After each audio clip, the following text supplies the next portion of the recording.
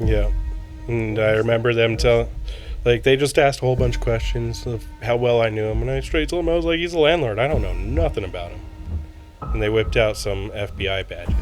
I'm like, okay, let's go inside and talk about this, And they're like, do you know that he's married? I'm like, I had no idea. Apparently, he murdered his wife while they were in Spain on Christmas.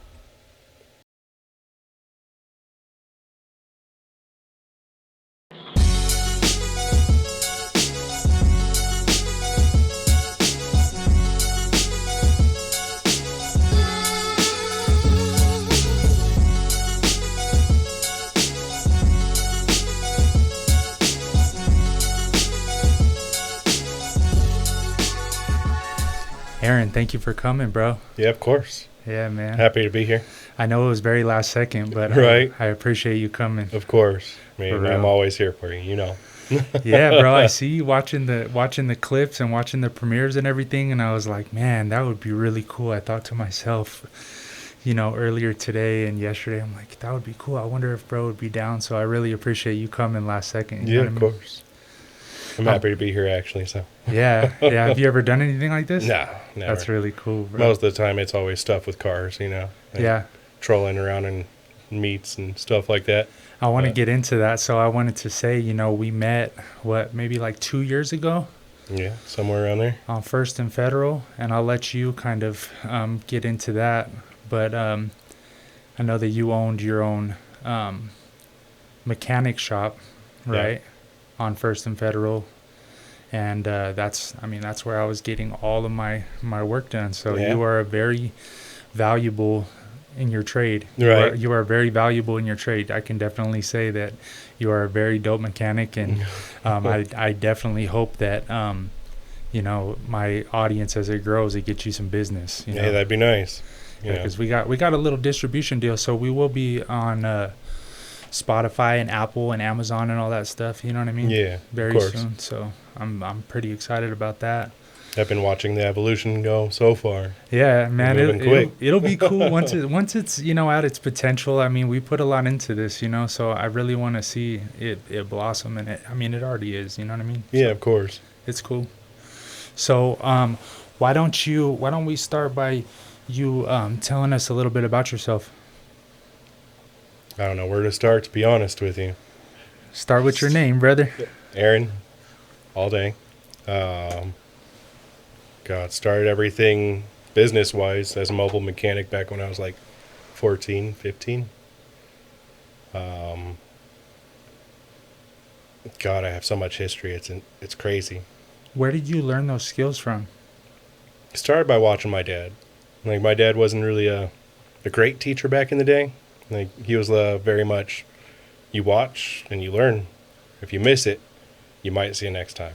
That's how my dad was too. And my dad was really like into cars. I think I've told you this before, but he was super, into cars and really mechanical, and was able to fix anything. And if he couldn't, he'd figure it out. You know what I mean? Yeah, and he was a mobile mechanic back before I could remember, So I was always in the car with him. Like, that's even how I learned how to drive. No one taught me how to drive. I just watched, Yeah. So, like, I'd probably say more than half my beginning life was in the car, just as a mobile mechanic with my dad, but more like watching him. Yeah. That's cool. So, have you ever done anything else, like as far as like a trade or like for employment, or has it all been mechanic? I know I've been around the map, bro. Like, of course, everyone did fast food. Right. I did fast food, Sonic. I was a manager there for some years back when I was getting paid, $5.25 to be a manager. Oh my God, bro. My first good job old days. My first job was like $7 an hour, I think. Mm-hmm. 2009, it had to have been something like that, Damn. Yeah. Wait, I'm not older than you, am I? I'm 34. Okay, a little bit. 36. Yeah. That's not. Yeah. I started working like. I was doing some mobiles at 14, but actually employed 15 is when I started. Okay. Like, as soon as I was able to get a job, I was there. And have you lived in Denver like your whole life? No. Started off in Aurora. Like, what? So, like Denver area? No. Like, close to 5 Points. You know? Okay.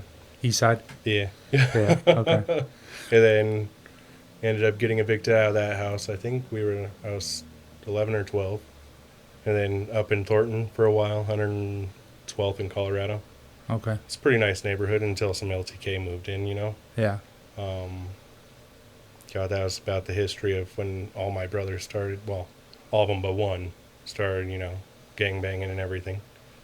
It's where I learned not to do shit, but I was always involved with it anyways. You got any stories? I can remember one place called Grange Creek Park, which was kind of in the center of our neighborhood. That's where all of us would hang out.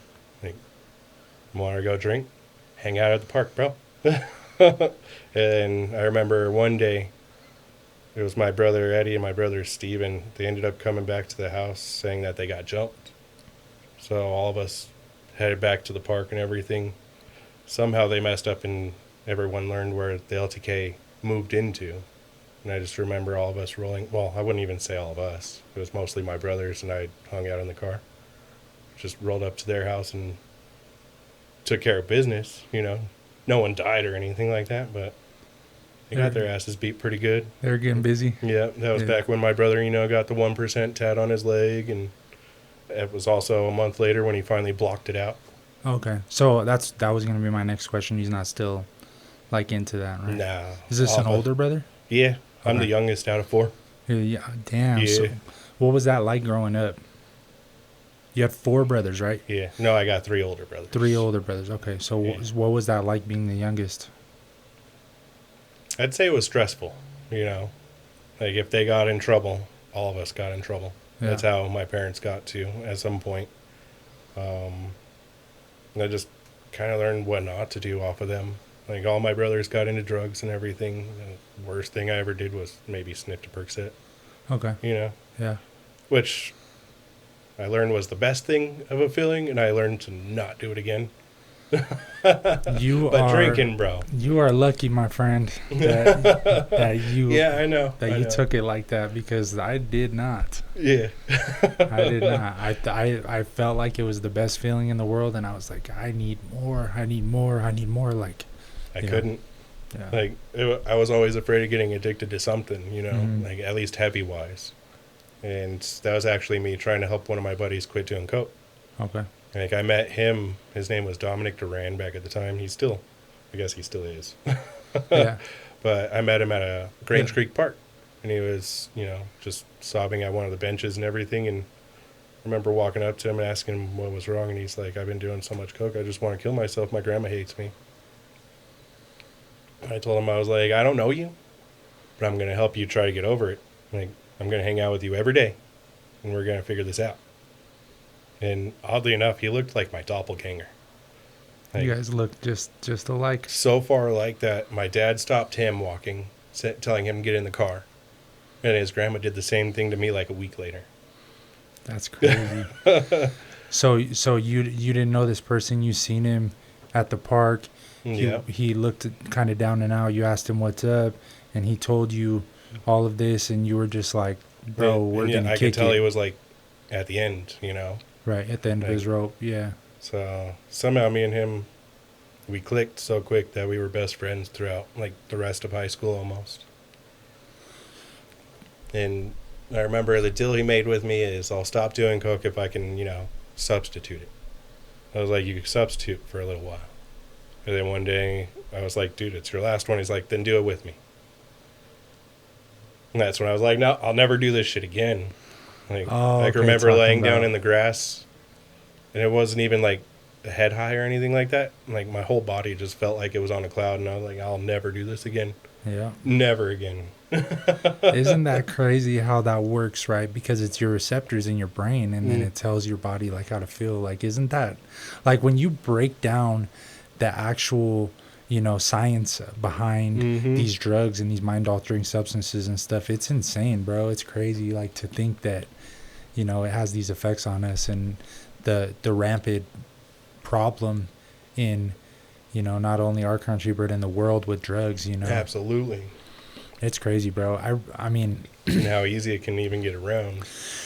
I don't want to get too crazy on like the conspiracy stuff, but I mean, bro, they gotta know what's coming in. You know, like they absolutely do know. Like you've seen Snowfall, right? Mm-hmm. Okay, so you know that was based on Freeway Ricky Ross, right? Yeah. And he was working with the CIA to traffic cocaine in South Central LA to pay for the war in Nicaragua, right? Mm-hmm. And there's some truth to that, right? But you can't tell me that with the level of intelligence, not only, you know, physical and like human intelligence and artificial intelligence, that they can't stop the traffic of drugs. They can stop it whenever they wanted to. I mean, it's not like it's hidden. They already know who deals it, who's the leaders of the dealers, and everything. And do you know how deep it goes? Like, do you know anything about like private prisons and stuff?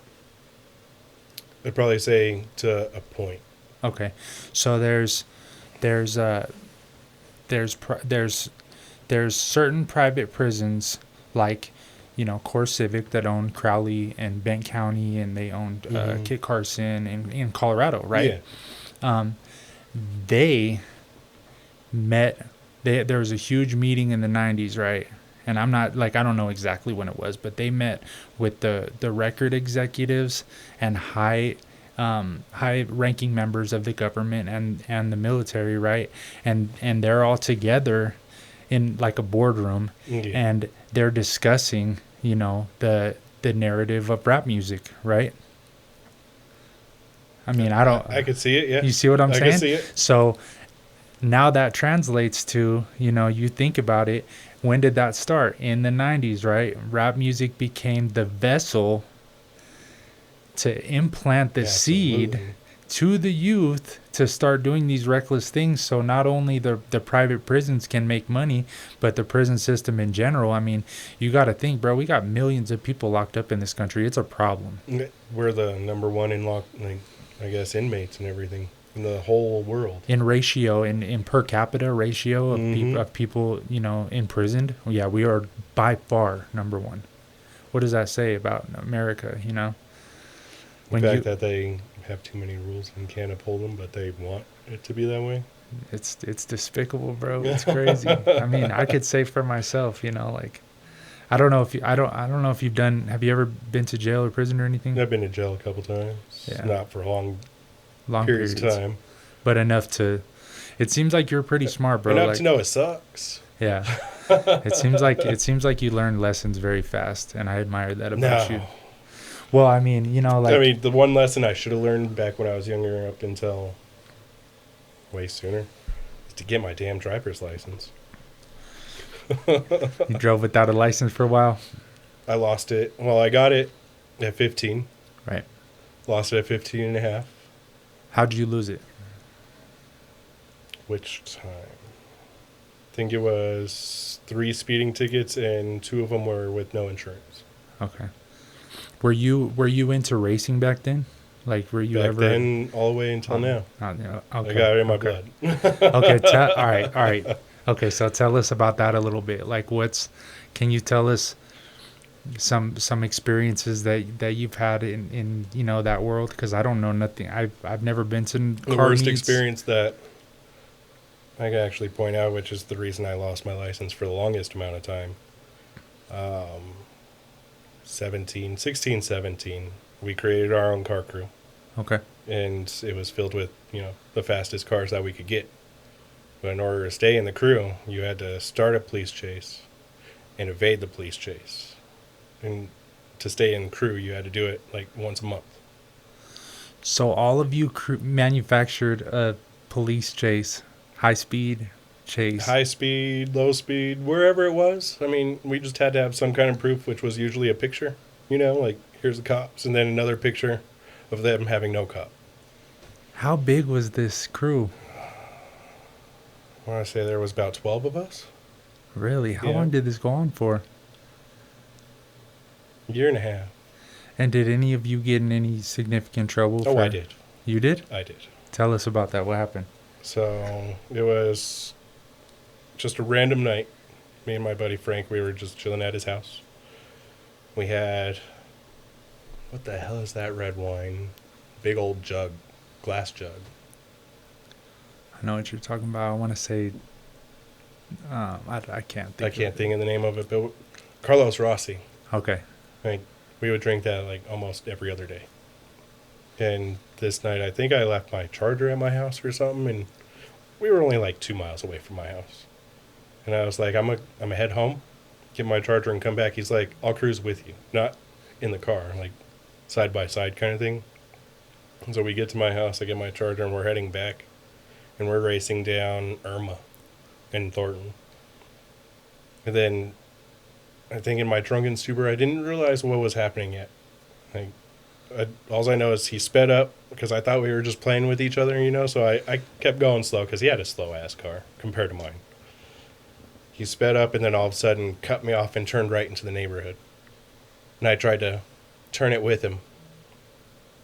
We ran up and over this curb. I remember getting out of the car to see how bad, like, the rim or tire was. Look up and there's a cop. I'm like, this motherfucker. He cut my ass off and he used me as a guinea pig. You know, like, I've done it before, I'll just take off. So I took off, front, just flat. Like, all-wheel drive, flat tire on the front right. I'll turn into the neighborhood, you know. Do this quick evasion, whatever. I've never seen cop response this fast in my life.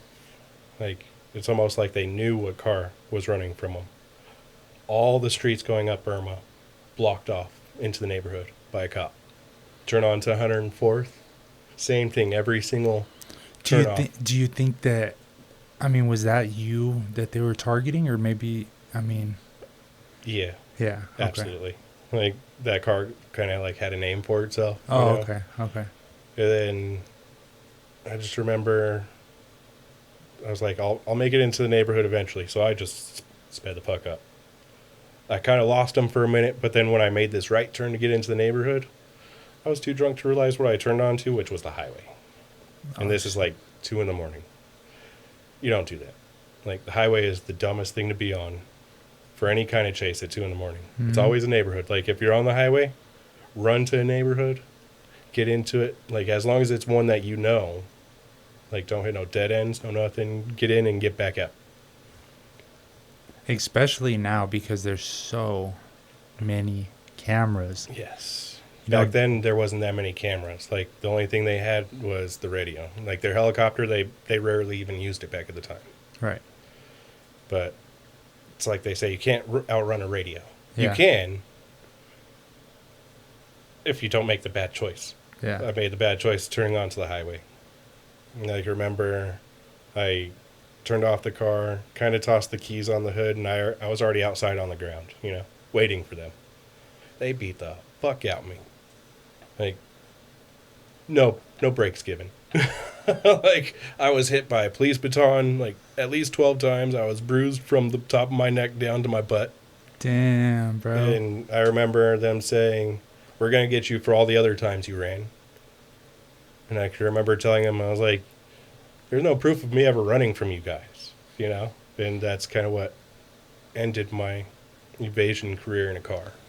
I always felt like that too. Like, when I would get caught up, I'd be like, man, it had to be on this dumbass charge. But at the same time, I'm like, y'all are getting me for all the other shit that I did that I didn't get caught for, because it was, I mean, there was a lot. Back at that time, I was on my red license. Okay. You know, and I don't know if many viewers know what that is. It's, you lose your license and you got to go back in to traffic court and plead a case to get a temporary only to and from work license. Right. Yeah. And I think I got that license like a month before this. Damn. So I was trying to evade them to, like, not lose the license, you know, whatever. And then it ended up getting charged with hit and run with a curb. Didn't know you can hit a curb and run. They charged you with a hit and run with a curb. What the fuck? I've never heard of no And then shit back like at the that. time, I had stolen plates on the car. But instead of telling them I stole it, you know, it's like I got them from a buddy. Right. I don't know what plates they are, so I got theft by receiving. Felony 5 vehicular looting. DUI. Driving under revocation. No insurance. God Like, damn. this whole list. So what came of that? Like, what was the ultimate? sentence? They dropped that down to conspiracy to elude police at a felony 6 Okay. and the DUI. Okay. Did you have to like do classes for the DUI and stuff? Back at that time, no. Really? I think that they handle That is- DUIs a lot differently. I had to do a MAD class and community service. Right. Okay. Now, for my second DUI, yeah, I did have to do all the classes and shit. Yeah. Okay. And that one, I wasn't even drinking for. Really? What happened with that? Out in Brighton, I had a 300ZX twin turbo, quick as hell, and I was kind of, showing off for bar patrons. So right at Bridge and, what was that, I-76? No, Highway 85, I think it is. I think so. There's an entrance that you go from Bridge onto the highway, and then you can see it from Jordan Ellie's back porch, and that's where everyone's at. Oh, okay. So I was trying to do like this little show off, not realizing how cold it was. Lost traction in the rear. It like pointed left, and I went to correct, but didn't realize it had rear wheel steering on it. So it overcorrected me on correcting, and I hit the kind of like an embankment going up, just perfect with the back tire, and it toppled me up and over. So you flipped it? Oh yeah, like Damn. stopped right on the lid. Got out of the car, and I think within a minute or two, everyone's there from the bar. We all flipped the car back over and everything, and I'm trying to get back in to get the key, like start it. Guess my knee broke the key into the ignition, so there's no starting it. What'd you do with it? You just left it? The There's cops nothing you could responded do. so fast. You had to dip. I was there, stuck. Like all the bar patrons knew me. Yeah, so they took care of you. So they assumed I was drinking because all the bar patrons were around me, and they said I smelled like alcohol. And I even told the officer, I was like, Oh, this is when you got the second DUI. I was telling him I haven't been drinking. Like, you're probably smelling all these bar patrons that are surrounding us. I was like, I only flipped it because it's cold as fuck. I have no traction on these tires. Right, and they weren't having that. They weren't having it. They didn't give me a blood test. They didn't test my breath. Nothing. So did you spend time in jail because of that? Because of that one? I think that's the one I spent about a week in jail for. Okay. That was Adams County? Yeah. The worst. That's At least the worst for holding, Yeah, that like, I've place- actually never been placed into pod. Okay, so I've always been general pop entry. yeah, exactly. Okay. That place, there's a lot of crazy stuff going on with Adams County, right? Have you heard about the ownership of it? So they have the judges own that county jail, right? So the conditions in there from back, I think this was like, it had to been 5 or 6 years ago, but 3 people died. They almost had to shut down that jail, bro. Died Because from what? 3 people died from overdoses, bro, because they were letting drugs in, and Damn. the conditions were so horrible, and they just weren't. It doesn't scanning for surprise me nothing. because even back when I was there, they were overpopulated enough to where you had to be in a boat outside of a cell. Well, it's not only dirty, but they feed you sandwiches every meal. They don't have any type of blanket. You get a packing mat for a blanket. Yeah. It's a really fucked up county, bro. It's really bad. It's probably the worst in Colorado. Which is sad because that's the one I've spent the most time in. Yeah, that one and Weld are probably the worst. Most definitely. Thankfully, I've never touched Weld yet. Yeah, don't say yet. Don't say yet. Being into racing and stuff, it's bound to happen. It might, yeah. Like, you get pulled over doing over 20 over. You can go to jail for it. So what is it that you would say if you had to that attracts you so much to racing and to cars? Is it just the mechanics of it, or is it No, it's everything. just everything? Like, everything mixed in one. Like, back when I was younger, I didn't believe in tires and suspension. Okay. I rolled a car. Tires are kind of important, And then over time, you learn to build a list. Kind of like, I guess I would say your new podcast that you got here. Like, a list of different parts that just make it better. Mm-hmm. Then it's the same. Like, you start building this list into your car, make it better and better, and then you want to show it off. And then you realize you can actually race for money. And then it gets deeper. and then you get into bikes. So I obviously, like, being that I have this platform and everything, I don't ever want to discuss anything that's going to get anybody into any trouble or anything, right? But at the same time, like, I am curious because I've never been around that at all. Is there races where people do like the Fast and the Furious, like they race for money and everything, like? Oh yeah, it's really what they call Mexico. Is that okay? Okay, Yeah. I have kind of heard of that a little Mhm. bit. So, would that be like the nationwide meets that I've heard about before in the past? Is that kind of like where they would do like car Kinda. races? Like usually between SLS and Nationwide, it's just like the meetup spot everyone gets to And then they kind of give out the organize details. amongst each other, before leaving these meets. And then you go out to Mexico, which is an affiliate of any of the meets. Okay. So those That meets makes are so sense. people can check out each other's cars, get to know each other if you really wanted to, or start a grudge. Or challenge them, Yeah. challenge each other, right? Okay, that makes sense. That's really interesting, bro. That's pretty cool. Right, and 'Cause- then Mexico meets, they can last 2 in the morning, 4 in the morning. It depends on how many spots get hit. Right. Do they do the cops respond pretty quick to that? It just depends, really. It really depends on where they decide to call Mexico. Like they choose some shitty spots. Like I've gone to a Mexico meet that's in the middle of Denver. Really, just like on Federal. You get like 4 or 5 races in, and then there's cops. You're like, what do you expect? You're in the middle of Denver. I haven't seen that, so much recently, but I guess, like I don't really go out that much after dark anymore, like I used to, Mhm. like crazy, but Yeah, we are getting up there in age. well, Finally, I used to be in the streets, bro, so I feel like I've lived a whole different life than I have in the past, like, Mhm. so I mean, I'm just so busy with everything. I'm tired and I'm working at night, you know what I mean? I'm on It's my the laptop. same for me. Like me going out to a Saturday night meet. I might hit one in a month, maybe. I know I'll get more motivation when I finally get the vehicle tuned, So that's it. Like you're like, you get a certain part or a tune, and you're like, I'm fucking going out there and Well, right now, ripping shit up. once I'm done with the tune, I'll be around 1,200 horse. Okay. There's not much in Colorado that keep up with that. I can't go to Texas, like Texas, they're everywhere.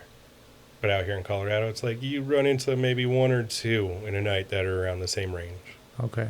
The rest are easy. All right. So this obviously isn't for me because I don't know too much about cars, but like for the people watching that are gearheads and they know about cars, what are you working with right now? It's a Jeep. Okay. It's no longer a 392. It's been converted up to a Trackhawk. Raced it for a little while, kind of blew it up a little bit. The stock internals can't handle what we would put at it.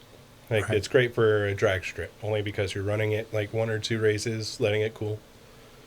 And you're pushing it hard every night, like I do. It needs better internals, otherwise things melt. Right. So that's exactly what happened. I melted like 3 pistons. It won't melt now. No. I've seen that. I've seen that engine that you swapped. That was, Yeah, bro, gorgeous. Like I said, I don't know too much about it, but that thing was beautiful. Right. It is beautiful. Got another Subaru. We finally got that one running. Okay. I don't know if you remember seeing it. I do. Yep. That one is finally up on the street again. That's and that one's dope. going to be kind of like what I would like to call a secret weapon, only because no one would expect a family car to go nearly as fast as it does. That one's running around 760 horse. And we're about to go more. Damn. Yeah. What's the fastest you've been in a vehicle? We can compare. So in a vehicle, like inside a car. In a car. What would you say in a car? About 205. Holy maybe. shit. Yeah. Holy shit. Yeah. It kind of gets a little sketchy around there because What kind of car was it? the Jeep. Damn, Yeah. bro. Oh my god. And the Subaru, I kind of plan on the Subaru going the mile. Right. Which it's going to be more. I'm hoping for around 250 on the mile. You ride bikes too? I do. How fast have you been on a bike? 222. Oh my God, bro. You are 222, and that was on the CBR. Aaron, you're a fucking madman, bro. That is. They say it's a death wish. I just gained, and it's not a death wish. It's more like if you know when and where to do it, it's okay.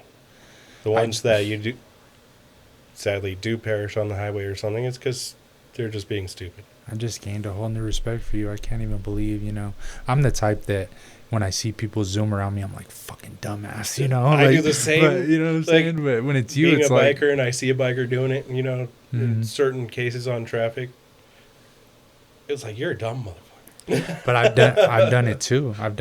You know what I mean? Like I've got. Or like when we say we're cutting up, that's when you hope for traffic. Who can squeeze traffic better? That's wild, bro. That's crazy. I had a 97 Prelude when I was... That's funny. I had a 2001 Prelude. Really? Yeah. This was when, like, right before I went to prison, right? Saved up all my money, got this Prelude. I paid like $6,000 for it. This was, had to have been like 2009. Wrecked this bitch, bro. Wrecked it. It had a racing clutch, had racing fucking tires, all types of shit, right? And I used to fucking grip this bitch. It was a stick, right? So I had a racing clutch. I learned how to drive with this car. Like or at least improved. Yeah, driving. Yeah. I really like honed that skill. Like I felt like I was a pretty good driver, and there was this one day that dude was chasing us and shooting at us. We were like, I was like 16 at the time or something. It was literally right before I went to prison on my first case. And we were in traffic and we seen somebody that we didn't fuck with, and my homie was flipping him off out the window, and dude pulled out a gun and I took off, and we were fucking around trying to get my homie shit out of his backpack, but we were trying to pop the... You know how you can like pop the back seat and get into the trunk? We were trying to get into the trunk to get my homie's backpack to get his shit.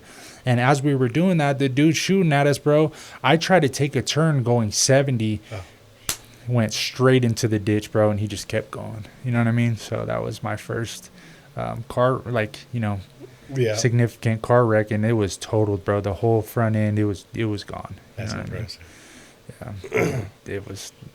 I really wish, I think about it now. I haven't thought about it in a long time, but I feel like I could have taken that turn a little bit better. Especially now, but it was like, bro, it was like a movie. It was like slow motion. And I downshifted like into third or something as I was going like 70, and I pulled the e-brake and we just went like it didn't do it soon enough. We were going too fast and it just went straight off the road, and I missed the turn and just went over this fence and just straight into the ground, bro, and just whole front end just crashed. You know what I mean? So yeah, that was probably, my craziest like experience, like driving like a teenager. Yeah, like, you know what I mean? Like a straight teenager. And then I really, I mean, obviously, like I've had other cars, but I've never really, I didn't get too crazy, There was a time during COVID that I got pulled over. I was going like 112 in a Honda Accord. They were open streets. Yeah, bro. And it, I was, this is before I went back to prison that last time. And I was working at 7-Eleven, and I was going back and forth from, Thornton to Boulder to Denver, and, all back and forth and shit. And I was just hauling ass in a Honda Accord, and the cop pulled me over, and he goes, if it wasn't for this fucking coronavirus, I'd take your ass to fucking jail right now. This car's not meant to go that fast. And he's not lying, you know what I mean? So, especially that Honda Accord. Yeah, exactly. Yeah, you've seen it. Yeah. You know what's up. So, bro, tell us what started the idea for Mod Automotive. Like, how did that start? Like, how did you decide to go into starting your own business? Being a mobile mechanic for so many years, it just kind of started wearing on me. Like, dealing with temperature changes nonstop. And I can remember the last mobile that I finally got tired of. This was actually before I even got a job. I had to get a job to get a house. But the last mobile call I did was just do some brakes and rotors. And it was cold. It was snowing. I remember getting to that house. I was like, yeah, it's fine. It's a normal day. Whatever. I couldn't break the caliper bolts loose. They were frozen seized. And I was mad about it. Like, I have to go back home, pull out a torch, just come back and do brakes. That I'm going to profit like $30 on. Oh, no. And it was a distance, like 20-minute drive there and 20-minute drive back. Right. It wasn't worth it, So that's when I first started getting the idea of I'm going to be stationary. Like, Mod CC was already a thing, which was my mobile business. Right. But I wanted to be stationary and, just grow up. And so finally I worked at this pawn shop for, I think it was like 3 years or so. The minimum time I needed to get a loan. So I got the 3 years in, got the loan, got the house, left the pawn shop, and I was like, you know what, it's perfect time. It's COVID. So I wrote unemployment while doing more mobile. So the money I was making mobile was going towards my bills, and then the unemployment was being saved up. And that's when I first started my first shop, which was Mississippi and Zuni. Oh, shit, okay. Yeah, it was out of a gas station. Damn. Like, 4-bay? Technically a 4-bay gas station. I had 2 middle bays I was renting. Okay. And that one was actually doing really good. And it's around the time I started getting my license back, so I had to put an Intoxilock unit in. And I remember I was doing the recalibrations at Car Toys. I think it was Car Toys or whatever. And one day they were just not working. And I was like, I have to go find somewhere else. So off of Federal, there's this muffler shop called Ace Muffler. Mm. And supposedly they do calibrations. I was like, a muffler shop doing calibrations? I don't know. I remember showing up and the whole lot looked like a freaking junkyard. Like, I don't know how they could work on any cars. There's only one spot for them to do tires, and that's what they were doing. And then kind of a corner spot that I could park in so I can calibrate my unit. And I remember going in and talking to him about doing my mufflers, because at the time I didn't have a welder, and I was like, how much to chop off my mufflers? He gave me a whole bunch of shit, like, there's bends in it, blah, blah, blah, it's going to cost too much. And I was like, what are you doing with the shop? Like, it looks like no one's using it. He's like, there's someone renting it, but he's selling. I'm like, I don't know. I already have this shop. I'm like, I got enough money. And then I pulled a loan from my wife's grandfather. Bought his shop off of him, which was like $50,000, I think, for the equipment and whatever else was in it, but not the shop, just the lease. Right. And I remember giving him like 2 months to get out. He got out. I started that one up, which I used Mod CC for the first building, and then I started Mod Automotive out of the second building. And I remember everyone asking like where I kept getting the mod from, and it's just an acronym for my own damn automotive. Oh. And then the Mod CC was my own damn car care. Oh, okay. So they kind of worked together. I stayed at the first shop, and I was hiring a whole bunch of people to work out of the second, which was going well. I think I lasted 3 or 4 months where I was kind of going back and forth between the two. If they got stuck on something at that new shop, I'd go over there, do whatever I had to, go back to the first shop and fix everything there. And then it was a little bit after Christmas. I remember, what was I working? I think I was working on a box truck, and these 2 guys just randomly walked up to the bays, and they're asking a whole bunch of questions about my landlord. And I was like, I don't think I should talk to you because he's out of country. And they whipped out some FBI badges. I'm like, okay, let's go inside and talk about this, And they're like, do you know that he's married. I'm like, I had no idea. Apparently, he murdered his wife while they were in Spain on Christmas. Your landlord? My landlord for the first shop. And this is the one on Federal and Zunai? No, that Mississippi and Zunai. Or Mississippi and Zunai, okay. Damn, and the FBI came and talked to you. Yeah. And I remember them telling, like, they just asked a whole bunch of questions of how well I knew him. And I straight told him, I was like, he's a landlord. I don't know nothing about him. Like, he would come and go. You know, he has a whole bunch of other businesses. I'd see him come in with a bobcat or whatever on a trailer. Guess he did construction on the side. And I was like, I didn't even know he was married. Like, anytime I seen him, he was alone, and he would never mention a wife. Like, and he's the nicest dude I ever met, too. Like, nothing would piss him off. He even let this homeless guy live out of that shop named Kelvin. Like, he made a shower and everything just for this guy. He let him live out of there just because he wanted to be nice. And this Kelvin dude would piss all of us off and be really good at it. You never see him bat an eye at him. Did you find anything out about that situation about him killing his wife? I learned everything about it, like on how he killed his wife. And what happened? So they were country hopping for all of December. Okay. And then they finally stopped at Spain. And I guess it was like 2 weeks into Spain, which would be Christmas Eve or so. I guess they got in some kind of argument. Supposedly he said that she came at him with a knife. And he beat her to death. Like, straight beat her. And then the way they caught him, I don't know if he was trying to hide it or not, but they had CCTV cameras watching him drag her into their rented car that has GPS on it, still having her phone on, and they were able to watch everywhere he kept stopping at. And then they figured out where he buried her because he turned her phone off at that spot. Oh my goodness. And Spain's corrupt. Like, all of it's corrupt. So he got charged with murder. Like, he even fessed up to it, you know. You can buy your way out. I think he spent 5 years in prison, and that's it. Like, he got out a couple months ago.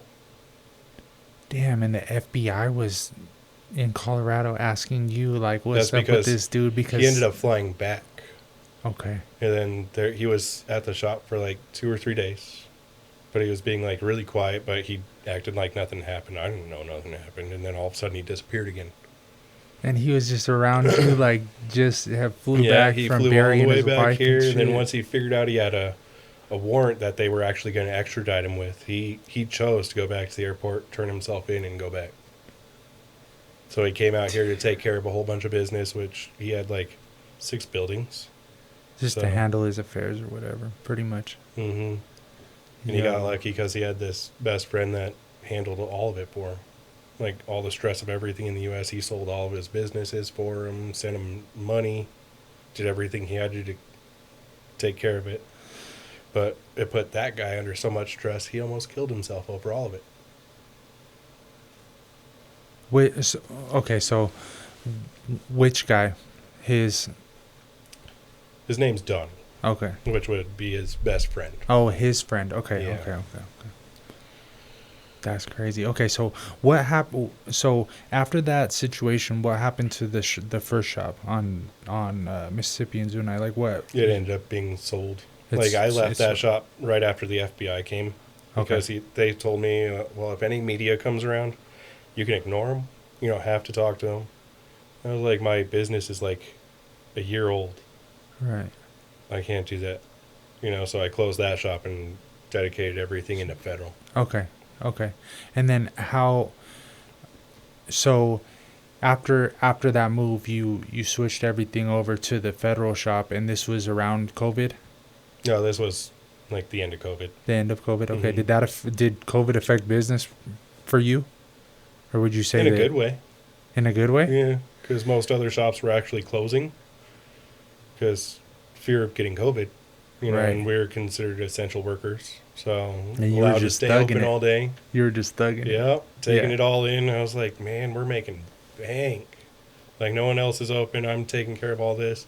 Then another shop down the street from Federal, they ended up getting hit with news and stuff. They got shut down because the guy was using customers' cars to fix customers' cars. So them shutting down got me more business. He was using customers' cars to fit. What do you mean by that? He would take parts from one customer's car, It was fix like another it customer's was like car. a Ponzi, like a car Ponzi scheme. Yep. Oh my goodness, man! And he What the lasted fuck? years there, too. I don't know how. Doing that same thing. Mm-hmm. How the fuck? See, I don't get how that works. Like how you don't get caught up in the mix sooner with I don't shit know how like someone that. can stay in business long enough. Like, you To end do up with something like like- 6, 7 cars that aren't going, like, getting fixed. Well, just There's the like stress. 6, 7 lawsuits that can be happening. Just the stress of it all. You know what I'm saying? Like, Mhm. you gotta be like a cold motherfucker to just be ripping people off left and right and just Right. being like, fuck it, whatever. Like, just on to the next one. You know? It's me, I have these morals. That, Right. Like, now I even work at Christian Brothers, which is still a hard hit on some of my morals, only because of how expensive they are. You know? Right. Like, being one of the cheapest mechanics around, and now I'm working at one of the most expensive places around. Right. It just hurts. Yeah. I mean, I could see that, you know. But I mean, at least you get to continue to do what you love to do, you know what I mean? And Absolutely. there's always opportunities. And the fact that I'm still doing mobiles whenever, you know. Do you still do mobiles? Yeah, absolutely. Okay. So, I mean, if you're willing to take on new customers, I'm gonna plug your info. All day. I'm going to end up reopening shop again anyway. Okay, cool. Like, I'm going to open 2 different shops, though. One of them is going to be a Plastidip business, you know. What does that look like? You know what vinyl wrapping is? Yes. This is a spray-on kind of vinyl wrap. Okay. Like, you spray it on, it lasts for as long as you want it to, and if you get bored of it, you peel it off. Damn. Okay. That's cool. And that just goes over the paint, or does that Mhm. go over the windows too? It goes right over the paint. Okay. Cool. It protects the paint as well, because then you don't get rock chips or anything like that. It's a rubberized coating, Okay. I think but it looks just like paint, you know? they just did some type of coating on my windshield when I went to the dealership the other day on the Yeah, they probably Durango. did some ceramic coating on your windshield. That's exactly what it was. He's like, That stuff's expensive. he's like, I think it was like $150, but he's like, Hey, you could shrug it off. $150 he's- for someone to wipe something on your windshield. That's crazy. You know? Yeah, I know. But he asked me, and I rented a car in Florida the last time I was there, and it got hit by the tiniest rock, bro, and made a big ass fucking, Hey, crack that in the ceramic coating's windshield. not going to stop that. So yeah, well, I mean, But what I it- thought it- about What it that. does do an amazing job of is beading for rain. You don't Okay, even have to use your wipers no more. really, Yeah. I'm excited for that. That's pretty Like, dope. that's my favorite thing about ceramic coating anywhere on the car. Like, you don't have to worry about anything like that. Okay, Like, that's dope. What? Okay, so tell us about the second business that you want to start. I'm going to open up another shop again, Okay, but this one's going to be a little bit more dedicated to the aftermarket scene. okay, Like, I'll have one bay dedicated only for repair, but it's not going to be heavy repair. You know, like, I don't want people getting ripped off by another company saying, hey, you need a $200 belt, when it's really like $80. See, and I really fuck with this, bro, because like you're so customer oriented, and I've seen that from just doing business with you and being friends with you, Mhm. that you really care about your customers and you really care about people not getting ripped off, and Yeah, you don't absolutely. overcharge for parts, you don't overcharge for labor.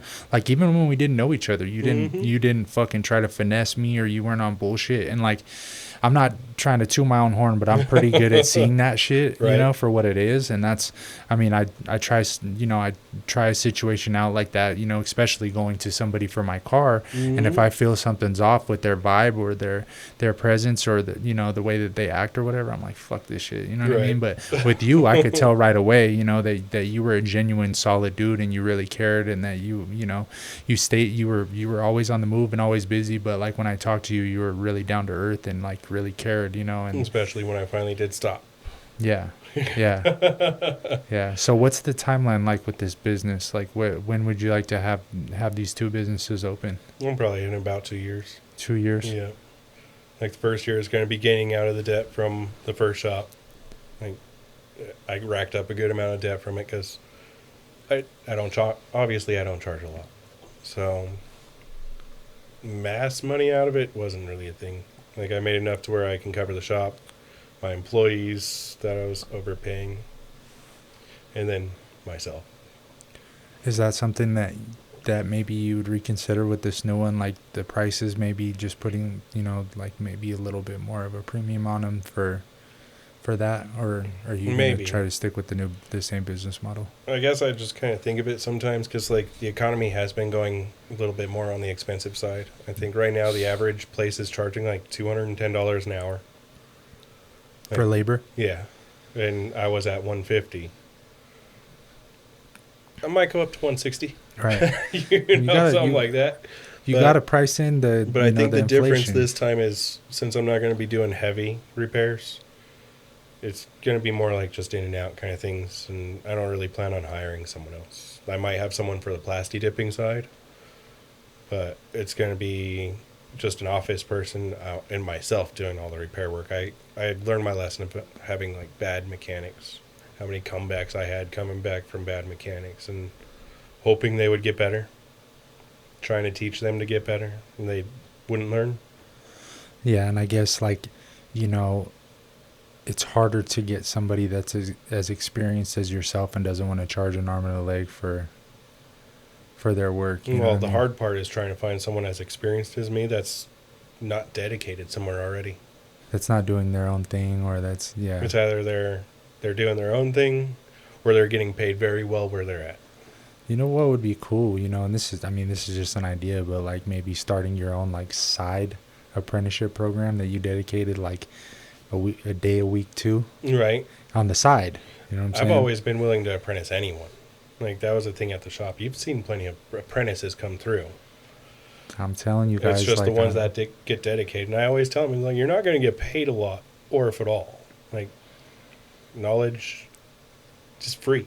But you know your shit, and like I know there's at least a few that will hear this that are into cars and that have that aspiration to be mechanics, and I mean maybe they could learn from you. Yeah, you know absolutely. What I mean? Especially for them to come take a test drive every like you're saying once a week or something like that. See if they're even into it. Bro, that would be cool. I'm telling you, like if you had like your own school or something that you charge for, it would be nice to open a new school. Like right now, there's only 2 schools out here in Colorado for anything mechanic wise.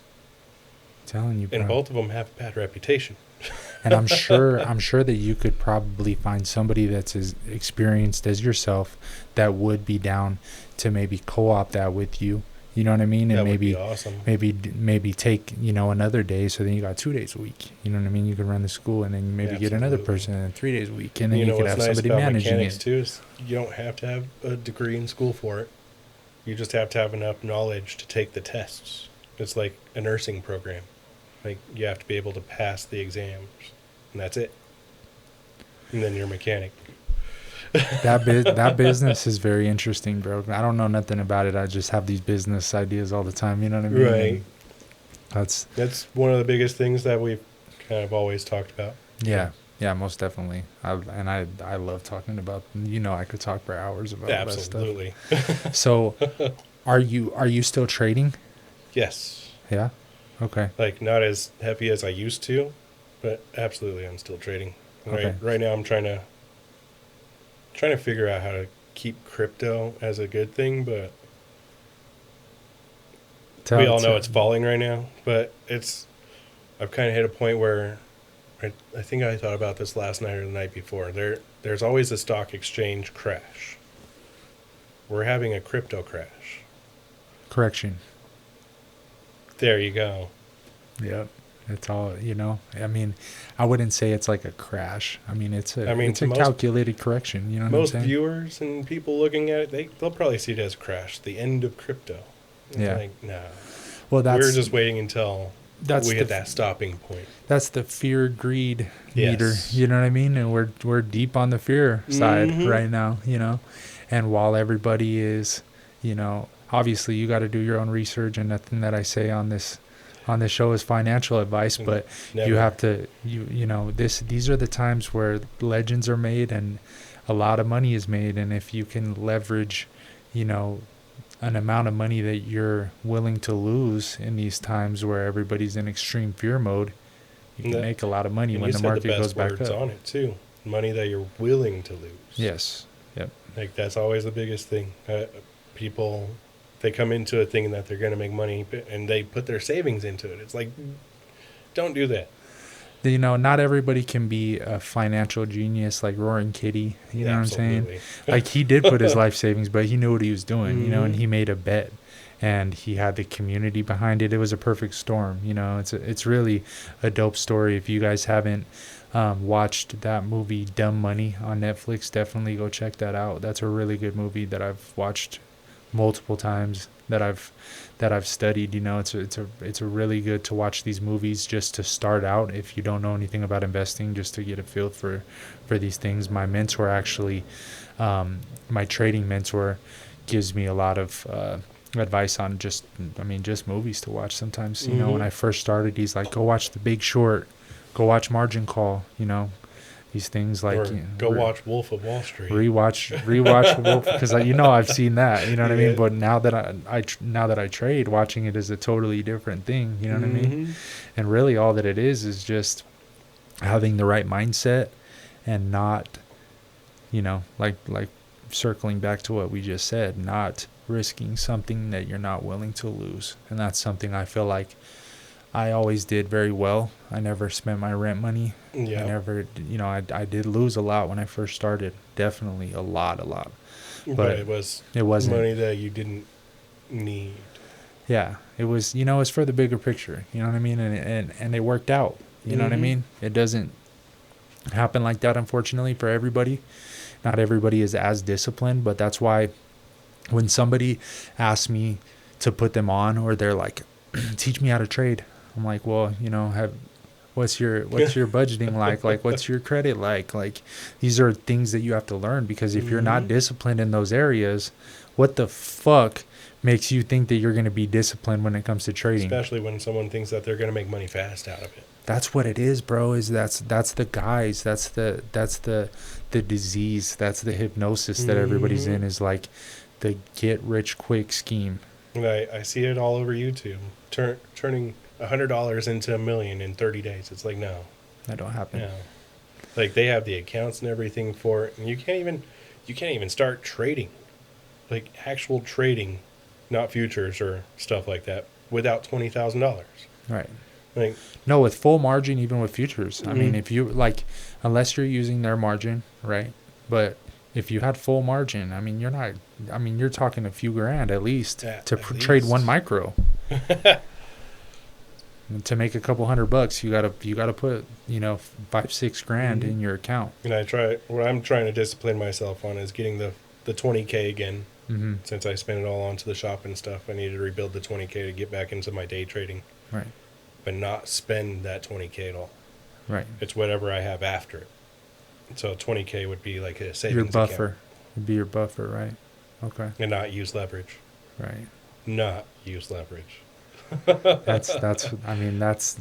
think that's where a lot of people make good choices and bad choices. Like, I can remember, what was this, like a year ago? This was the first time I started trading with an overseas account, you know, because I was like, I don't need 20K. I can at least put 8K into it, because they don't have the U.S.'s regulations. And they had, I think it was a 20K leverage on it. And this morning, I was on it. I woke up at like 4 a.m. getting ready. And I was like, I'm going to be right there when stock hits. You know, as soon as open hits, I know which one I'm buying. And that's exactly how it happened, too. Woke up, stared at it, went through, I think, like, I want to say 10, maybe 15 charts. And I found the one that I was like, this is gold. And I just stayed on it. And I remember as soon as it opened, I bought using leverage. All I could. Dumbest decision in the world. Like, I went max leverage, full account. One trade. I've done it before too, bro. I thought I was going to lose big, but I remember watching it go from 2K, 8K, 10K, 32K. I was like, I'm out. Yeah. You know, I sold out and everything. I was Done like, for the month. This was perfect. Yeah. This is before I learned that you shouldn't be trading an overseas account on penny stocks. What happened? Fees. Yep. Not only that. Fees. I made, I think it was $200. Yep. Bro, And- I watched 2K go to 32K, and the fees ate it all because of how many I purchased. Well, so you have to be really careful when it comes to trading as well, because, you know, it's not only, you know, trading like an account that's unregulated through the U.S. by the SEC and stuff like that, because they're not going to pay you, whether it's under the disguise of fees or, you know, if you get kicked back from the broker or whatever, like they're not going to pay you. A real trader, they're taking what you made. A real trader, whether it's luck or whether it's, you know, concise, like, you know, knowledge of the market, they're not going to pay you. Like if you come in and, you know, you put $5,000 in that account and you come out at the end of the week with 30, 25, bro, they're going to look for every excuse in the world not to pay you. And that's why it's good to have a good broker. You got to start with that foundation of having a good broker. You know what I mean? That's also when I learned I'm going to do it in state with that 20K, only because they have no fees on stuff like that. I didn't even tell you, bro. Tradeovate terminated my account. No. Completely terminated it. And I can't say it's... I think the last time we talked that you were on a warning. No, they were KYCing me. They were like asking me for my financial, like all my checks and like, you know, my business revenue and all this stuff. Like, you guys bullshit. don't need none of that. But you know, I guess it depends on I the kind of quantity understand it because they, you know, they got the trade commission on their ass and everything. I do get it. But at the same time, yeah, I was pissed at the time. I was emailing them back, threatening them and all this shit. I was like, I'm going to fucking sue you guys, which I did the other day too, you know, knowing damn well I'm not going to do shit. You know what I mean? But Yeah. I was pissed because I think what it was a couple months ago, like even a month ago, I was taking too many trades in a day, you know, like talking like 5-6 trades in a day, bro. Like that's too much.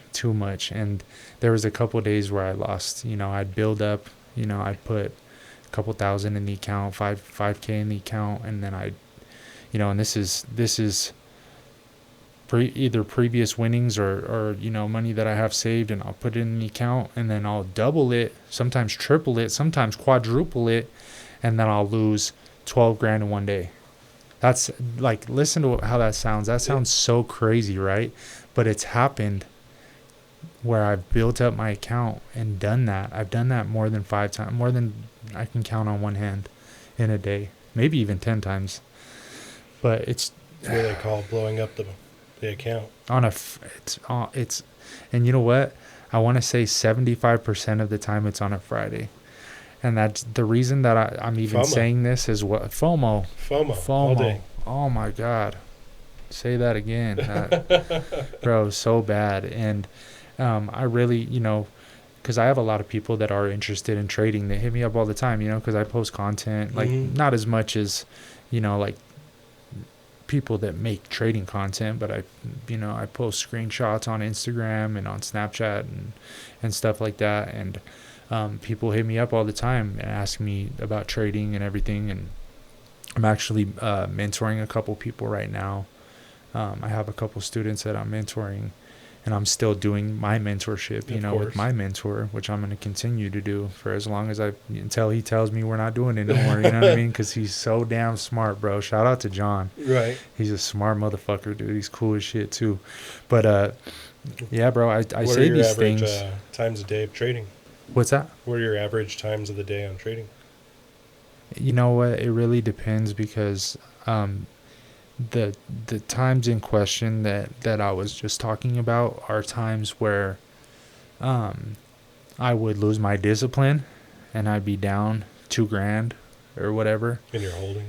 Well, I'm looking for another entry on my third or fourth trade, and I'm like, I'm gonna make all this, but like that toxic disease mindset where I'm like, I'm gonna make it all back today. I have to get back to break even today, or I have to, And that's just such a toxic mindset, because you over leverage and over trade, you lose your account, and then the next morning all the confluences are there and the move happens so clean, 300 points, and you're just like, what the fuck was I doing? Or it grabs liquidity, and then it's just like perfect, like you see the lower highs and everything's on the trend line, and then it grabs liquidity and then it melts down, and you're just like, what the fuck, man. So I'm waiting right now. I signed up with AMP, and I'm waiting for a deposit, so I'll be back in action, you know what I'm saying, pretty soon. But I think my FOMO is always holding.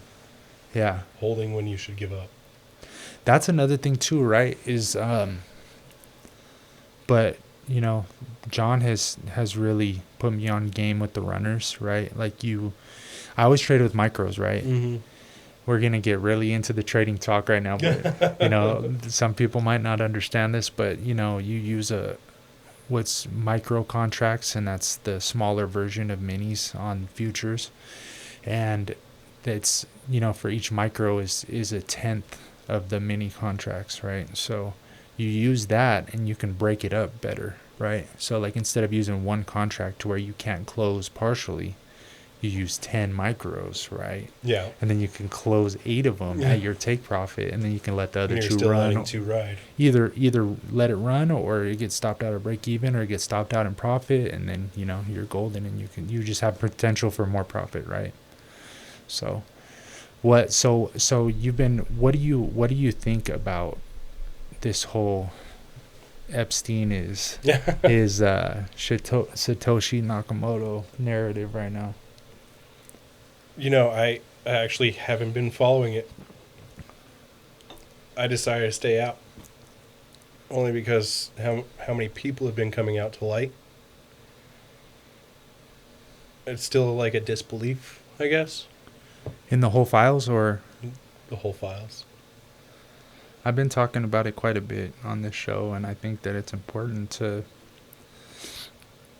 share that knowledge, you know? I mean, it is a very touchy subject, but, you know, the truth always comes to light in God, and I believe that, you know, I have that spirit within me to expose these things, and right. Maybe, you know, I'm not like...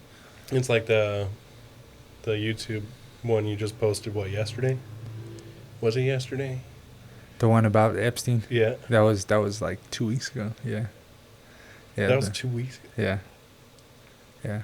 I guess I'm not getting updated fast enough on your videos. Yeah. but I mean, you might have saw it, that was like with on your feed yesterday. You might have saw it on your feed. That was with yesterday. the clothing retail, right?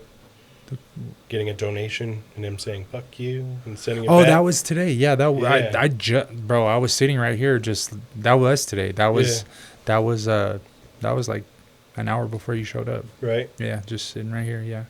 Yeah, bro. Isn't that crazy? That is. So this is on my shorts on my page, but for you guys that that haven't seen that video, it's a story about Alex Dumas, right? He's the worldwide CEO of Hermes, which makes Birkin bags for the chicks that know what that is because of Chris Brown or whatever. Right. You know what I mean? But Jeffrey Epstein hits up Alex Dumas in 2012. And he's trying to get in with him. He's trying to talk to him, and Dumas goes, "Fuck you, pedo." In the emails, in the files, you could see this stuff. You could look it up. You look up Alex Dumas on the Department of Justice. It'll show you all this stuff, right? Fast forward to like 2016, Jeffrey Epstein makes a sizable donation to get in with Dumas again to a charity, to like whatever 501c, like, you know, whatever that is in France or whatever, you know, like he makes a donation to that charity that's really close to Dumas, or Dumas is involved in. Bro sends it back, bro. Sends it back to him. He said, "Fuck you, bro." That right there is just, it just shows that there is some good people when it comes to... Imagine how happy he is that the files actually came to light, and the fact that his emails of saying stuff like that You know. Can you imagine? I mean, you know, because I know my morals and my values, like being in that position. Same, but can like, you imagine to be portrayed like everyone knows I already told him fuck you. Straight up. Like him, you know, like him seeing that or seeing a video talking about it, like, like, yeah, motherfucker, you damn right. You know what I mean? I called it. You know what I mean? I fucking called it. I told him fuck you. You know. And yeah. That's like telling the devil fuck you. You know what I mean? That's crazy. Like that's just not caring about the repercussions or nothing. Not caring at all. And that just goes to show you that there is good people in that space. You know what I mean?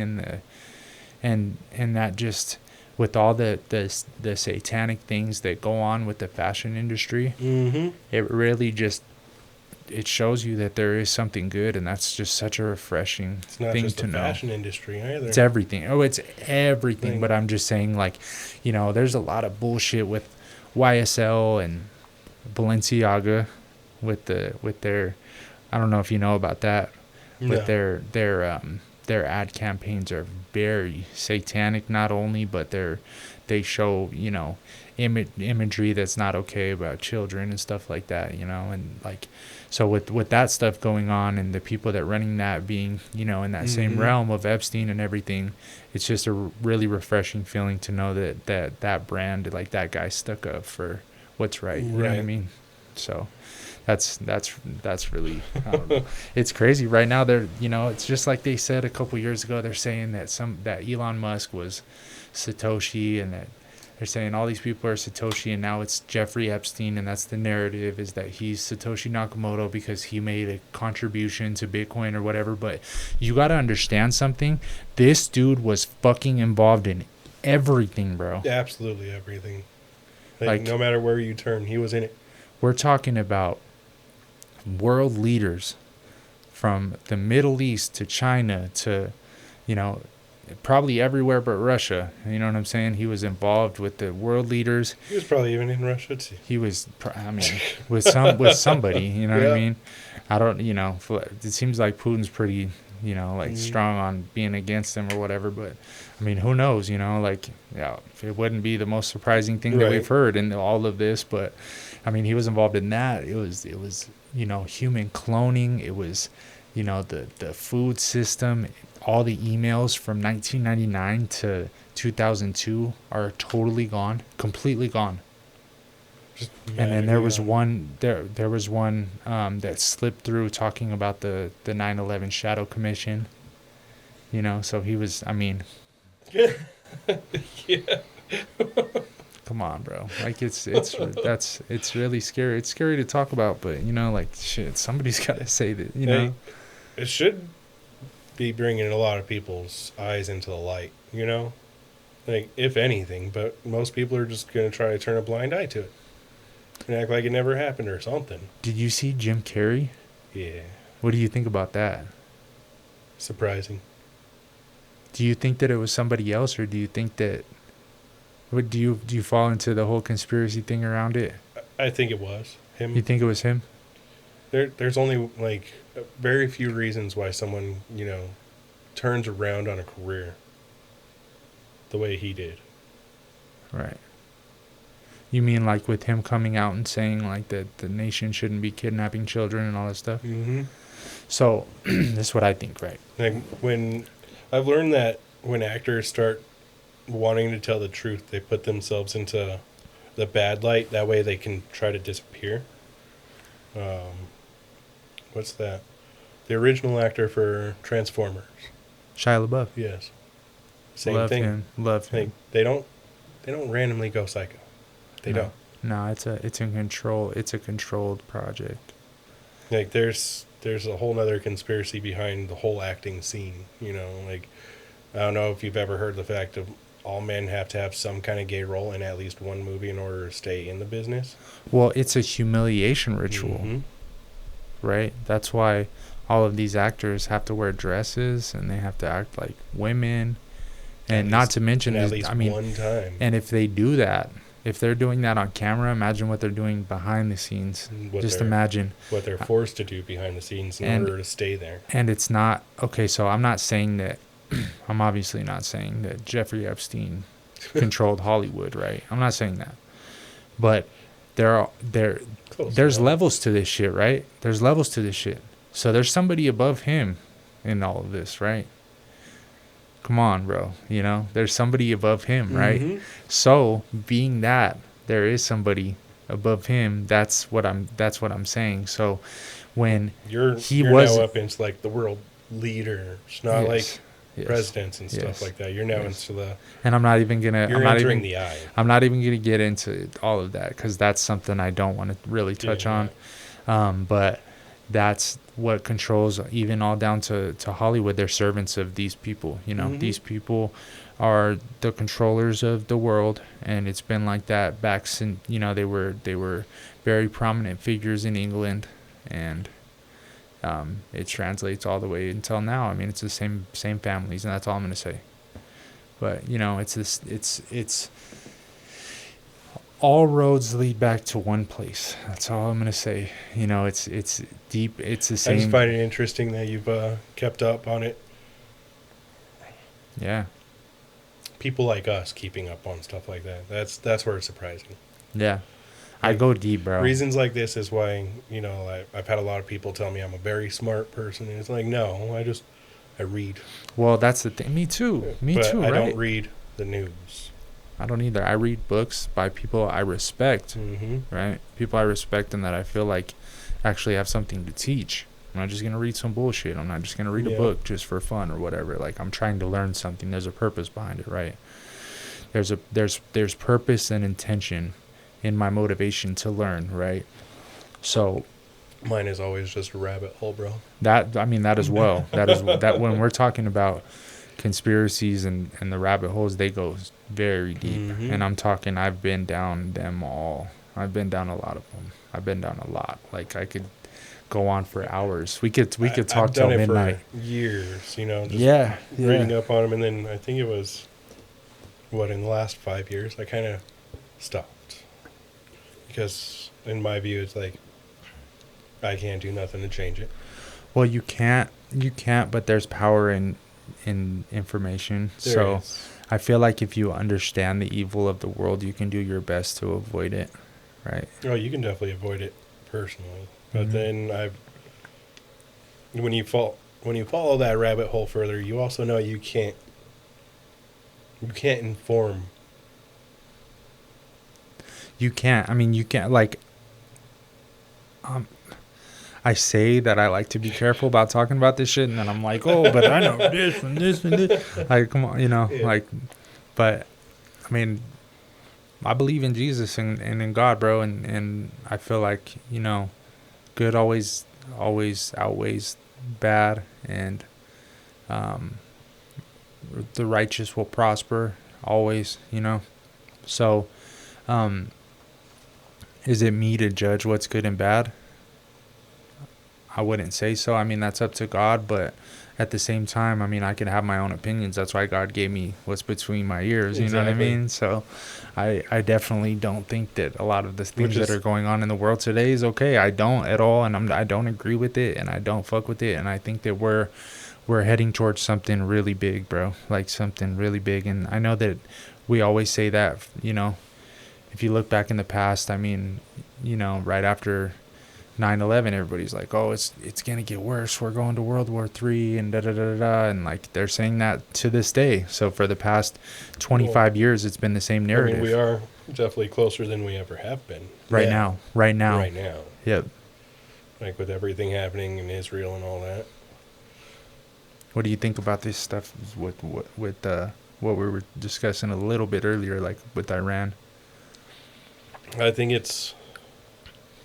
I want to say it's a test of power. Because Iran has always been against the U.S. for a long time, but they killed the supreme leader. That's what got me, right? The other night, I was kind of shaking it off, and I'm like, oh, this will be 2 weeks of war talk, and then it'll be on to the next, But when I seen that, shit might go down. Yes, absolutely. Like, it's not that I might. Like, my fear, I guess, on all of it is Russia's waiting for an opening, and China as well. that's because China and Russia are together on it, you know. So, BRICS, bro. BRICS. And since they're also backing, you know, Israel and all that, it's the reason why I say we're the closest we've ever been. And especially if something goes wrong now. And I guess it kind of hit me by surprise because I actually didn't know none of this was going on until one random video popped up on my feed. Really? Like, I kind of pulled myself away from the whole war. Right, yeah. Only because I kept thinking to myself, like, when's it going to happen? When's it going to happen? Oh, we're bombing them because they try to bomb our ships.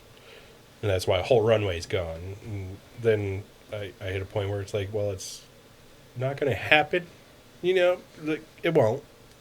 Until I seen one bomb happen. And I think that was like yesterday. Is when I...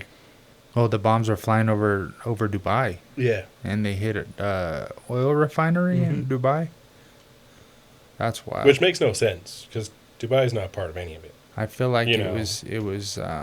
But I guess the financial leaders are sitting in Dubai for it. Yeah. So their direction, it could make sense, but it's also confusing. I feel like, you know, it was something smaller on the scale, but it was definitely necessary in the plan, you know.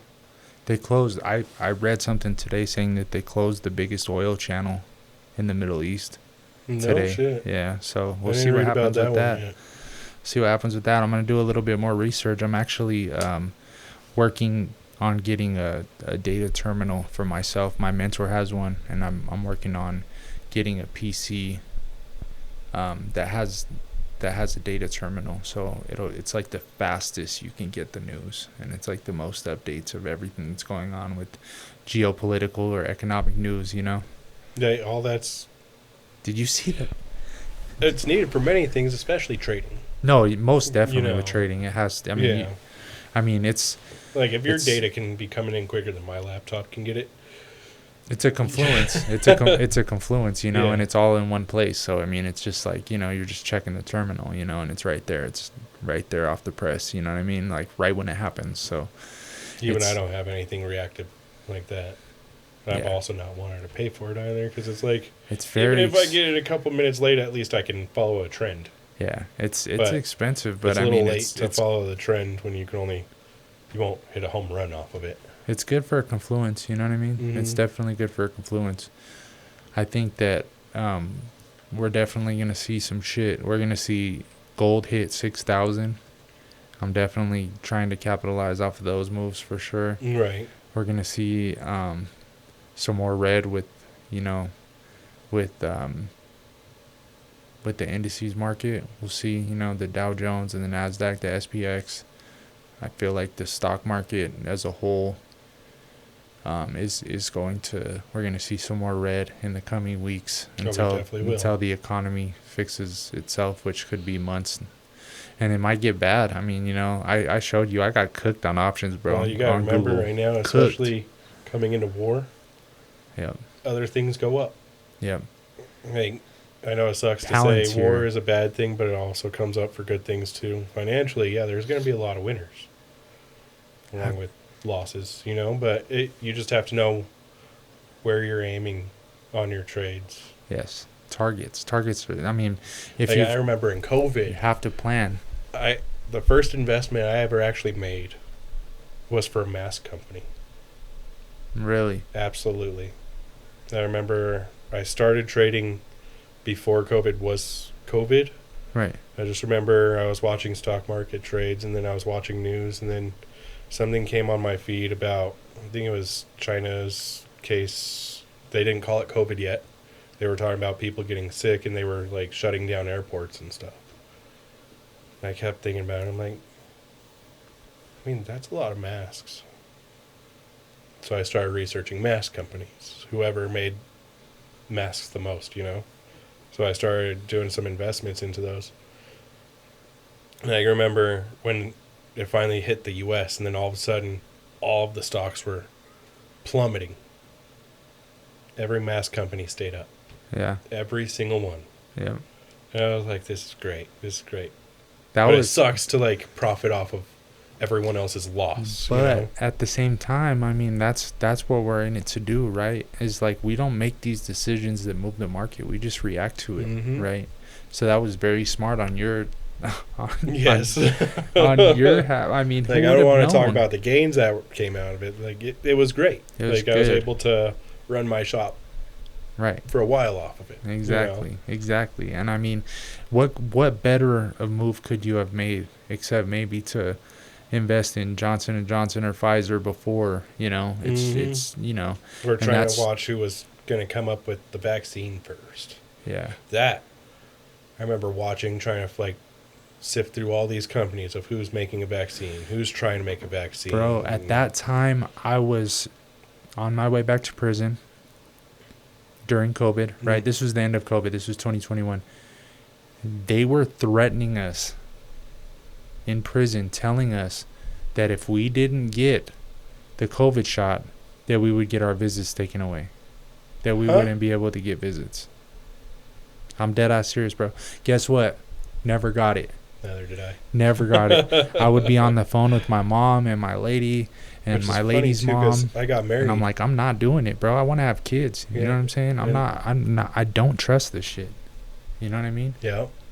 And I got married around the end of COVID too, 2021. Yep. And our honeymoon was in Florida, California, Nice. One of the coasts. I don't remember which one. Wherever Legoland is. Legoland, I feel like wherever that's at, that's where we were. And I remember maybe Universal. So like the mask thing was there, so the flight was very empty, which is great.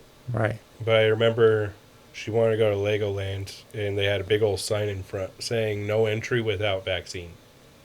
Like, we had to have proof of a vaccine. Isn't that fucking to enter insane? Legoland. I'm like, the hell is this? Like, I'm not getting a vaccine to enter someplace that I don't care about. Now, all of a sudden, these aren't anywhere to be seen now.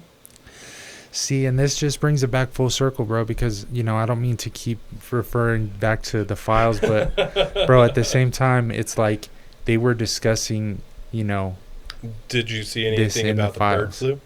That's what I'm saying, bro. It's like all of it is one big social experiment, you know what I'm saying, to see how we react.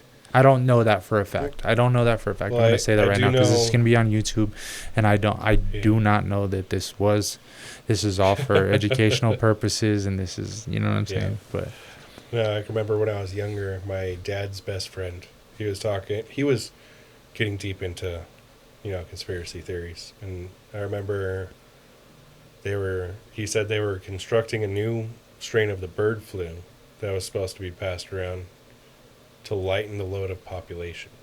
Yeah. No, I mean, bro, that's literally, I mean, that's the narrative that Bill Gates runs with, And I mean, I'd go as far as to say, I mean, I don't want to get into details about this, but everything's fake.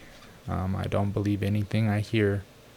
And it's just a facade, and the world is a stage. And, just like you said, how you said,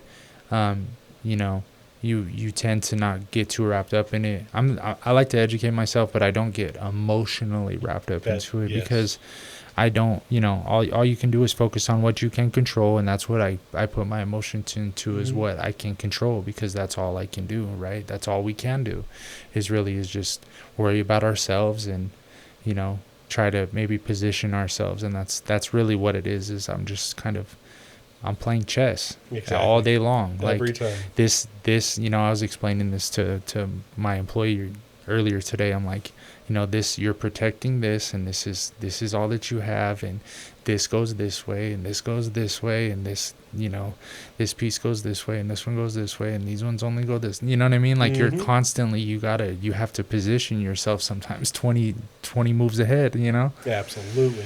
So it's I feel like life is just a constant game of chess. Business is the same way, investments are the same way, and all you can do is just stay informed and be safe, and protect your family as much as you can. You know what I mean? Yeah, absolutely.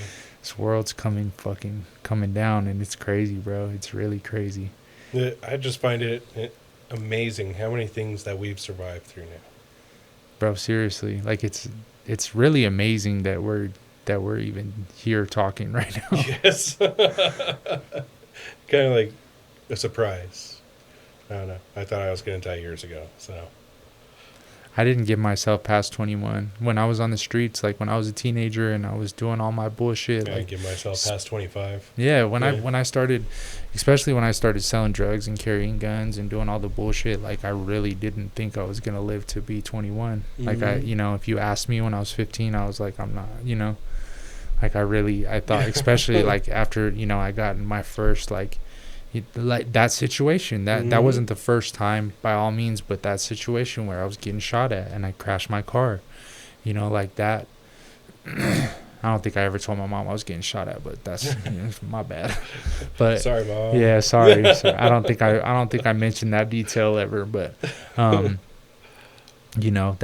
like I didn't, the lifestyle that I was living, I was doing reckless shit, bro. Reckless, unspeakable things, and I got arrested at 17 for attempted murder, aggravated robbery, and I did my first little prison sentence at YOS, and then I just kept going to prison. And I think that's what saved me, honestly. Because if I would have stayed on the streets and I didn't get caught up that first time, I would have still continued to do the same shit, and it would have got worse and worse and worse. So it's really just like kind of a... You just continued the same serenity stuff, but got better.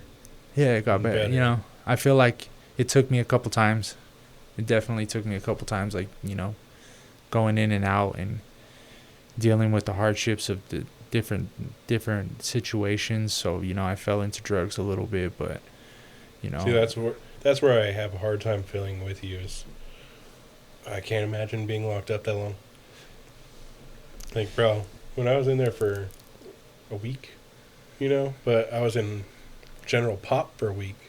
This is where my brother explained it to me finally, because he's been in and out for years and years. He's like, if you got out of general pop, you would have been fine. You would have been fine, but bro, I can't imagine being in there for that long. I did almost 10 years. I can't. I think about it now. I mean, the only reason I did it is because I was forced to. Right. You know what I'm saying? Like, it's like, fuck. I think about it now, and I mean, I just got 10 years in in 2021. Mm-hmm. And if I wasn't on parole when I caught that case, I would have still been in there until 27 to 2031. That's my PED and my MRD. And the only reason I am sitting in this chair right now is because of a man named Ray Fetzer and his case law with the Colorado Supreme Court, bro, arguing the time comp and concurrent sentences and all this crazy, legal shit. But, I did so much studying, bro, in the law library, and I was like, I got a fucking shot at this, and it worked out, bro. And that's God. That's God. Yeah, bro. Did you do that alone, or did you actually have like an attorney that was helping you or anything? I had an attorney, but he was not helping me with that. No, he did help get me the 10 years, because I was looking at longer than that for this conspiracy indictment. All right. It's crazy, bro. It's a whole thing. I don't know if I ever told you this, but I got indicted for conspiracy, DF2. There was 4 felony drug charges for conspiracy, but there was no substance. Ghost dope case. Complete nothing. There was 25 people involved in the indictment. Only 3 of us went to prison. I got 10 years. My co-defendant got 22 years. He still calls me all the time. Love that dude. And then the other dude is facing time right now. He's going to trial or whatever, still on that same case, right? Wow. Because he ran for like 3 years. He was in Mexico or whatever. I don't know. But yeah, I got that 10 years, and luckily. It kind of reminds me of do you remember the weed shop that was across the street from my shop? Yeah. The owner of that shop is currently running. He's on the run right now? Yeah. Yeah. But I think his is all from taxes and shit. Yeah. He never like paid white his collar taxes. shit. White collar shit. That's something you got. Yeah, if you're planning on trading or you're planning on getting in business, pay your fucking taxes. I can't imagine like how much he sold in, obviously marijuana and shit out of that shop. Mm-hmm. On how much sales tax he owes or whatever tax is on it. I guess it went into like hundreds of thousands, and he just dipped. Well, taxes is such bullshit, but that we could get into that for, but I think that'd taxes, be a whole nother time. that's a whole nother fucking thing, but I think taxes are fucking bullshit, but you mean both. we gotta, you gotta do what you gotta do. I mean, I sat there they're what, quadruple dipping off of us anyways? Oh yeah. And they're not gonna stop. No. It's not gonna stop, bro. We're so cooked. We started a revolutionary war over 2% tax. And the Boston Tea Party, the Boston Tea Party, no, that we started the Boston Tea Party over 2 cents tax or 2% tax, and look at us now. I know, right? It's crazy, right? 2% tax on that. Now we got, like, with my current income, I'm at 30% income tax. Bro, but with owning, this is sauce for y'all too, right? With owning your own business, write as much as you fucking possibly can off, bro. If you're a 1099 worker, if you have an LLC, this is why I think everybody should have an LLC, right? Everybody and their mama should have an LLC. A business, so you gotta get rid of that business and get into the LLC. You get an LLC, and there's an app called Everlance that I really like. I'm not affiliated with them at all, but I love this app. It costs $70 a year, and it tracks your mileage for you. Damn, I sound like a commercial. Yeah, you do sometimes. It tracks your mileage, and you can take pictures of all your receipts, and you can put the prices and everything, and then you download the file and send it to the CPA. One that, has that elephant-looking emblem. It has like an arrow. It's called Everlance, and I've been using it for a few years now. Ever since I first started my first LLC like 3 years ago, and it saved me a shitload of money on taxes, bro. It's amazing. My problem when I first opened my shop was bookkeeping. Yeah. I have a like, that's word of advice for anyone too. Like, if you don't know how to do your books, hire someone early. Hire someone as quick as you can. Mm-hmm. Like, after 1-2 years, bookkeeping is going to be expensive, along with the taxes behind it. Yep, exactly. Learn from my mistakes. Yeah, bro. Yeah. I've been doing a lot of that stuff myself, and that's something that it's definitely time to hire somebody to do, 6 months into the coaching business, I definitely gotta get a wrap on that. But I'm very, very meticulous on keeping everything. You know what I mean? Like, I'm pretty on point with that stuff, but I definitely need to. The more organization you got, the better. Yeah, it's planning, bro. It's planning. Turn it into an OCD if you can. Yeah, exactly. Bro, I take pictures. I'm at the store right after I buy something, taking a picture, putting it on Everlance, marking it, putting it in the right category, doing bro, I'm talking about, I do this like 2 or 3 times a day with everything. I get back into the car and I'll put the receipt into the door pocket, and I'll be like, I'll get to it later. Nope. Bro, you should see my door pocket. Oh shit.